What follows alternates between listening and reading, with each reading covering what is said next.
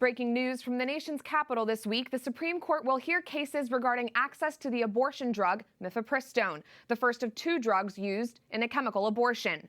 Last year, a group of pro-life doctors filed a lawsuit against the Food and Drug Administration in an attempt to take the pills off the market. In April of 2023, a district judge agreed with their suit.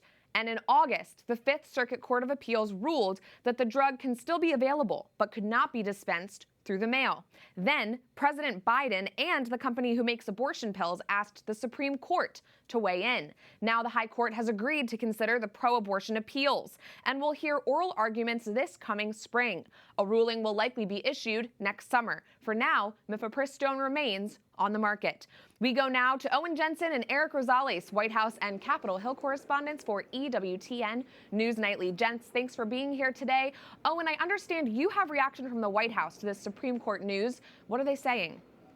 Yeah, that's right. It was all of two paragraphs from the press secretary, Karine Jean-Pierre. Let me just start with sentence number one from the first paragraph. Across the country, we've seen unprecedented attacks on women's freedom to make their own health decisions. States have imposed extreme and dangerous abortion bans that put the health of women in jeopardy and that threaten to criminalize doctors for providing the health care that their patients need and that they are trained to provide. No woman should be unable to access the health care that she needs. This should not happen in America, period. I could go on, but you can see the gist of their argument here. Yes, thank you for that, Owen. And going off of that, over the past year, the Biden administration has put the pedal to the metal when it comes to abortion. Vice President Kamala Harris toured college campuses across the country this year, essentially stumping for abortion. Can you tell us about this tour? Yes. Well, let's go back to day one of the administration. The Biden-Harris administration has been full go on abortion, starting with rescinding the Mexico City policy. Then, Vice President Harris basically spearheading the whole abortion push. She's been holding these reproductive rights, they call them, healthcare roundtables across the country, meeting with abortion advocates and activists and local and state leaders. And then most recently, she held something called the Fight for Our Freedoms college tour. I got it right here in my hand. They basically running around different colleges and packing the places in gymnasiums and whatnot, and 18, 19, 20-year-olds screaming and hollering and hooting as she came in there. Basically, it was like a pep rally, you'd say, for abortion. So that's been what she's been doing the last several months now, especially since the Dobbs case overturned Roe v. Wade. Sure, right. And Eric, I want to go to you. We've been following on the Hill Senator Tuberville's holdout of military nominations for most of the year. Did anyone expect he would relent after 10 months?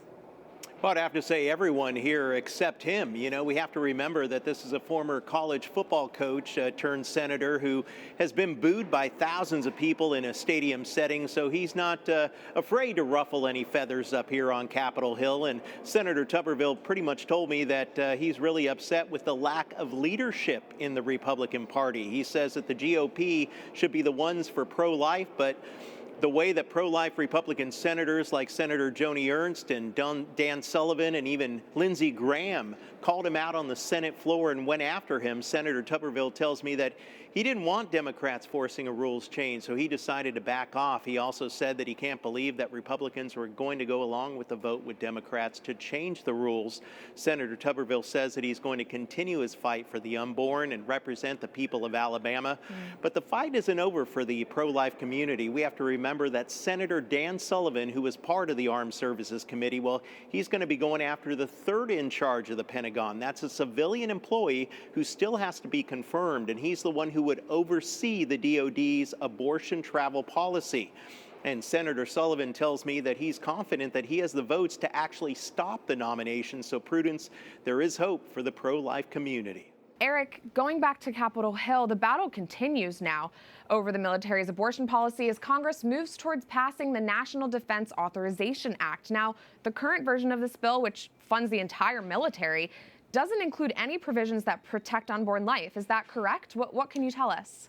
Yeah, that is correct. Senator Joni Ernst tells me that she tried, that is, twice to keep out of the DOD's abortion travel policy out of the bill, but it failed. There are some pro-family provisions that did get in, language like prohibiting the DOD from requiring the use of gender pronouns and personal pronouns, and also funding to promote critical race theory for service members and service academies.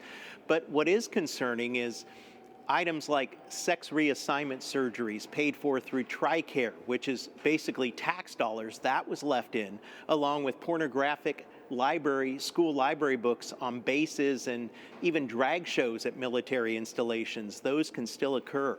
By getting back to the pro-life measures, pro-life senators tell me that the Biden administration is really just pushing the envelope every single time, trying to allow for abortion on demand. So unfortunate. Well, Eric Rosales and Owen Jensen, it's an honor to report alongside you for EWTN. Thanks for your excellent coverage of the pro-life issue over this year. Thank you. God bless. All right.